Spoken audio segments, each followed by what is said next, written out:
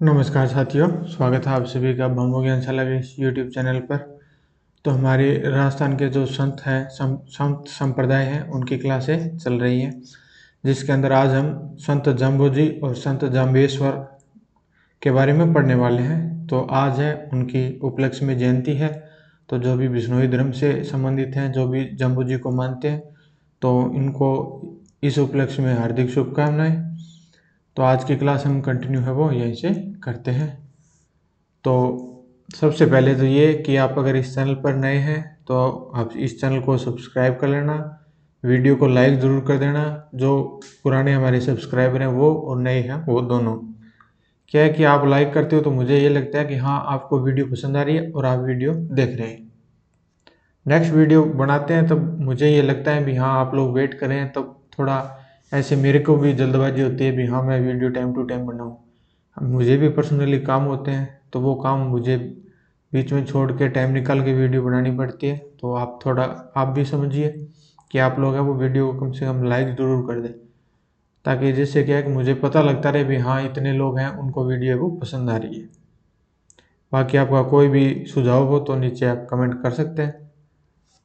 और सीईटी है वो तो फिलहाल के अनुसार तो 100% है वो सितंबर में, और अक्टूबर में जो 12th बेस है वो और ग्रेजुएशन बेस है वो सितंबर में होने वाली है। तो आप अच्छे से तैयारी करते रहे ताकि आपको 40% ही लेके आने हैं। तो आप अगर तुक्के लगाओगे तो 40 क्वेश्चन वैसे सही हो जाएंगे, 20-25 क्वेश्चन आपको आते ही होंगे। तो इससे आपके 60 प्लस क्वेश्चन है वो बन जाएंगे। 60 प्लस क्वेश्चन ही चाहिए, क्योंकि 40% नंबर हमें लेने हैं। तो 40% में तो 150 का अगर 40% देखेंगे तो 60 क्वेश्चन होते हैं। तो 60 क्वेश्चन आपके उम्मीद करता हूँ सही हो जाएंगे। उसके बाद में आपकी पटवार भर्ती आएगी, ग्राम सेवक जो वीडियो है, ग्राम विकास अधिकारी और पुलिस वाली, ये सबसे इम्पोर्टेंट जो भर्ती हैं वो आने वाली है। तो उम्मीद करता हूँ कि आप लोग हैं वो अच्छे से तैयारी करेंगे और पास हो जाएंगे। और रिट की पात्रता परीक्षा है वो, उसकी घोषणा है वो लगभग सितंबर महीने में आपको कंफर्म उससे रिलेटेड जानकारी है वो मिल जाएगी, अगर आप टीचर एग्जाम की कर रहे हैं। और जिनका रिट है पीछे पास है, रिट जो पास है, तो वो फाइनल पेपर की तैयारी करें। फाइनल पेपर आप ये मान के चलिए भी 2025 नवंबर 2025 के करीब ये एग्ज़ाम नवंबर दिसंबर में हो सकता है। तो तब तक आप इन सिलेबस को कम से कम 10 बार कीजिए, तब आपका सिलेक्शन होगा, क्योंकि ये 50% महिलाओं वाला सिस्टम है, ये लागू करने के लिए कह रहे हैं। तो जो महिलाएं हैं तो वो उस हिसाब से लग जाइए, भी हो सकता है आपको टाइम कम मिलता हो तो आप अभी से लग जाएं। और जो जेंट्स हैं, जो बॉयज़ हैं, तो उनसे यही है कि आप अच्छे से लगें। और आप जो वीडियो देख रहे हैं उनकी एज है वो 25 से 34 मान लीजिए या 35 मान लीजिए, ये एज ग्रुप है सभी का। लगभग भी 25 के आसपास ज़्यादा हैं और 30 से ऊपर भी हैं कई लोग।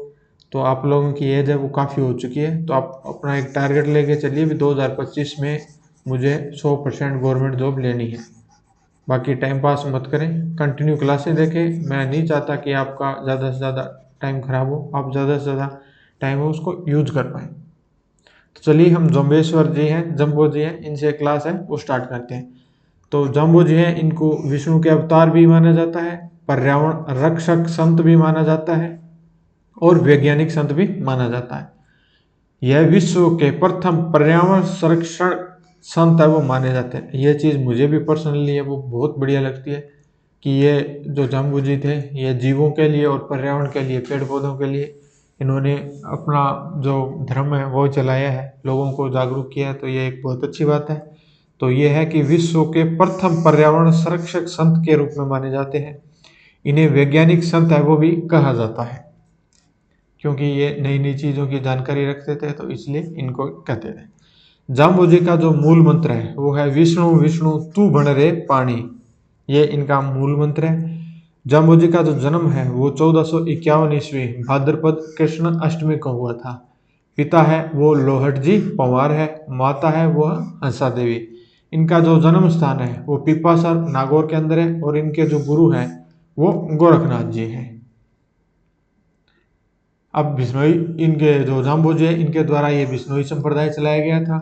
तो ये जो संप्रदाय ये 1485 ईस्वी में जाम्बू जी ने समराथल दोरा बीकानेर नामक स्थान पर ये नामक स्थान पर यह संप्रदाय है यह चलाया था। इस संप्रदाय के अंदर 29 नियम माने जाते हैं। कल मैंने आपको बताया था भी 36 नियम, तो वो कौन से धर्म के अंदर माने जाते हैं तो वो आप याद कर लेना। अगर आपके पास टाइम हो तो वीडियो पॉज करिए, नीचे कमेंट कर देना भी 36 धर्म किसके हैं, 29 धर्म किसके हैं। और ये वीडियो देखनी है तो आपको यहाँ कोने पे लिंक मिल जाएगा, उसके अंदर ये कल वाली वीडियो वो आपको मिल जाएगी।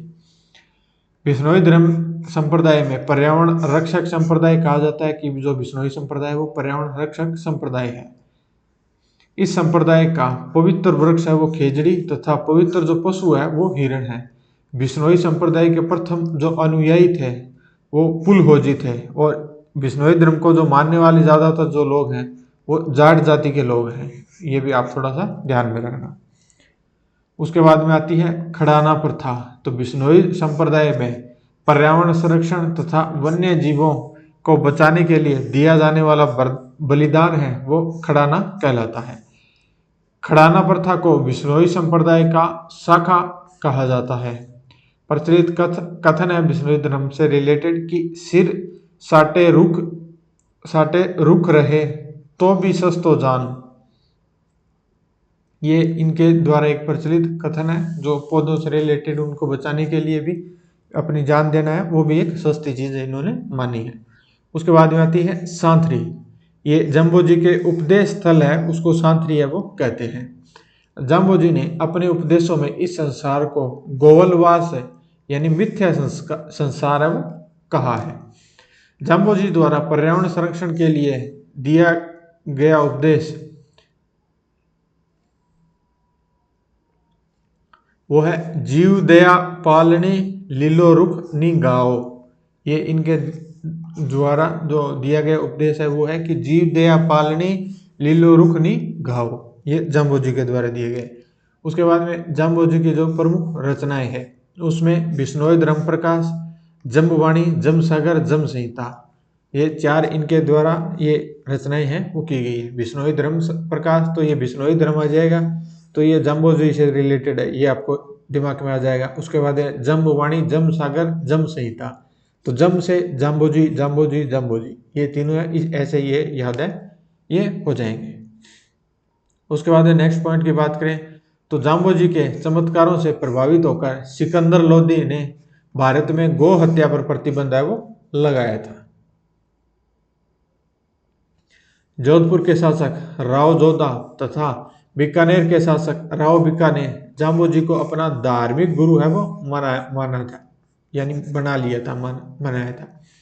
बीकानेर रियासत के राज चिन्ह में ये खेजड़ी है। खेजड़ी वृक्ष का चित्र है जिसे माटो कहा जाता है।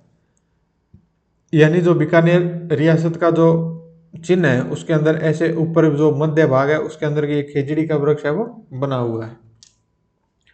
उसके बाद ये जो खेजड़ी घटना आती है जो जोधपुर के अंदर हुई थी, ये क्या है कि जोधपुर के शासक है अभय सिंह के काल में खेजड़ी घटना हुई थी। ये 1730 में भाद्रपद शुक्ल दसवीं जिसमें अमृता बिश्नोई सहित 363 लोगों ने वृक्षों को बचाने के लिए अपना बलिदान है वो दिया था, जिसके अंदर 69 महिलाएं थी और 294 पुरुष थे। यह विश्व में पर्यावरण संरक्षण के लिए दिया गया सबसे बड़ा बलिदान है। अमृता देवी बिश्नोई द्वारा वृक्षों को बचाने के लिए चिपको आंदोलन चलाया गया था। तो ये पूछा जा सकता है पेपर में कि चिपको आंदोलन किसके द्वारा चलाया गया, तो अमृता देवी बिश्नोई के द्वारा। चिपको आंदोलन किस धर्म से संबंधित है, तो बिश्नोई धर्म से संबंधित है। और संत पूछे तो जाम्बो जी आएगा इसके अंदर, क्योंकि आजकल जो क्वेश्चन है वो ऑप्शन पर डिपेंड करते हैं। तो कई क्वेश्चन है जिनके आंसर हमें ऑप्शन देख के देने पड़ते हैं। ये जरूरी नहीं है भी उस चीज का इसके साथ कनेक्शन है या नहीं है, लेकिन ये चिपको जो आंदोलन है ये अमृता देवी बिश्नोई से संबंधित है। अमृता देवी जो बिश्नोई है वो बिश्नोई संप्रदाय से संबंधित है, और बिश्नोई संप्रदाय है वो जाम्बो जी के द्वारा चलाया गया था। उसके अंदर 29 नियम है। खेजड़ली जो घटना हुई थी जिसके अंदर अमृता देवी बिश्नोई की 3 बेटियों ने भी बलिदान है वो दिया था। ये जब पेड़ काटने आए थे तो पेड़ के चिपक गए थे, तो इनको पेड़ के साथ ही काट दिया गया था। प्रतिवर्ष भाद्रपद शुक्ल दशमी को खेजड़ली वृक्ष मेला है वो बढ़ता है।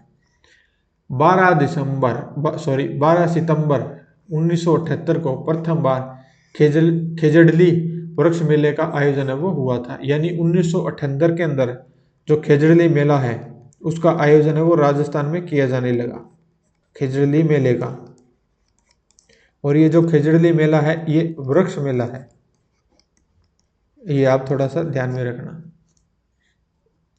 बिश्नोई संप्रदाय से संबंधित जो पवित्र स्थल हैं उनकी हम बात कर लेते हैं। इसके अंदर है मुकाम तालवा, जो नोखा बीकानेर के अंदर पड़ता है। यह बिश्नोई संप्रदाय का सबसे बड़ा तीर्थ स्थल है। मुकाम को बिश्नोई संप्रदाय का मुक्ति धाम तथा मथुरा कहा जाता है। जैसे मथुरा में कृष्ण जी के पूजा जाता है, वैसे ही बिश्नोई संप्रदाय है उनका जो मुकाम स्थान है वो मथुरा की तरह मुक्ति धाम है वो माना जाता है। यह जाम्बुवान जी का समाधि स्थल है।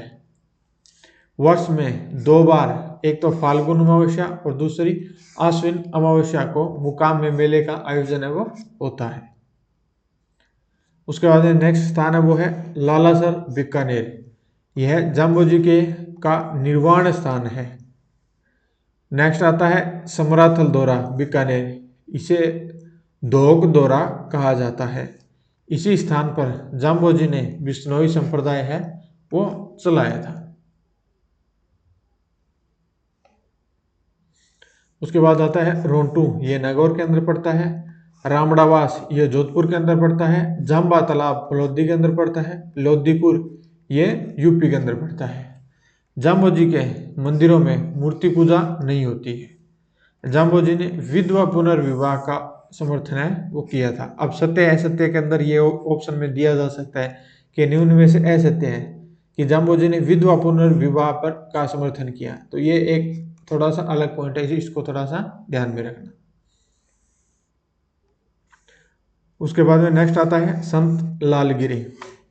इनका जन्म है ये चूरू जिले के सुलाखिया गांव में हुआ था। इन्होंने अलखिया जो संप्रदाय है ये चलाया था। अलखिया संप्रदाय की जो मुख्य पीठ है ये बीकानेर के अंदर पड़ती है। बीकानेर के जूनागढ़ के सामने, यानी जो जूनागढ़ किला है उसके सामने संत लालगिरी जी का पवित्र स्थल है। इनकी जो प्रमुख रचनाएं हैं उनमें अलख स्तुति, ये जो अलखिया संप्रदाय चलाए हैं तो अलखिया से अलख हो गया, स्तुति इनका प्रमुख रचना है। दूसरा है प्रकाश, और इनकी जो समाधि स्थल है संत लालगिरी की, ये गलता तीर्थ है वो जयपुर के अंदर, यहाँ इनकी समाधि स्थल है।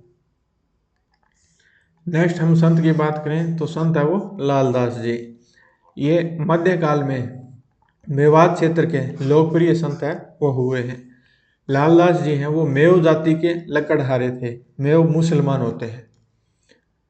संत लालदास जी ने ईश्वर अल्लाह एक मानकर हिंदू मुस्लिम एकता का कार्य है वो किया था। इनका जो जन्म है ये 1540 ईस्वी में हुआ है। जन्म स्थान है ये धौलीधूब अलवर के अंदर पड़ता है। माता का नाम है वो है चांदमल, पिता है वो गद्दन चिश्ती। अब लालदास जी थे, इन्होंने लालदास जी संप्रदाय है वो चलाया है। ये जो प्रवर्तक है यानी इस संप्रदाय को चलाने वाले वो लालदास जी हो गए। इनकी जो मुख्य पीठ है वो नगला जहाज भरतपुर के अंदर है। तो नगला जहाज भरतपुर से संबंधित जीके में पढ़ेंगे तो यही एक सबसे बड़ा पॉइंट आएगा कि लालदास जी द्वारा चलाया गया लालदास जी संप्रदाय, नगला जहाज भरतपुर। तो इस संप्रदाय के सर्वाधिक जो अनुयायी हैं वो मेव मुसलमान होते हैं, क्योंकि ये खुद मेव जाति के थे तो इन्हीं जाति के लोग इनको सबसे ज़्यादा मानते हैं। तो इसलिए ये इसी जाति के जो अनुयायी हैं वो सबसे ज़्यादा है, जो मेव जाति है। उसके बाद में संत लालदास जी के जो उपदेश हैं वो मेवाती बोली में है, क्योंकि मेवात क्षेत्र में मेव जाति के या आप हैं तो इनकी जो बोली होगी वो मेवाती बोली में है। लालदास जी की जो प्रमुख रचनाएं हैं उनमें है लालदास जी री चेतावनी, ये इनकी एक ही रचना है जो सबसे ज़्यादा इम्पोर्टेंट है। तो लालदास जी नाम आ जाएगा तो आपको ये लालदासी संप्रदाय, लालदास जी ये आपको याद आ जाएगा।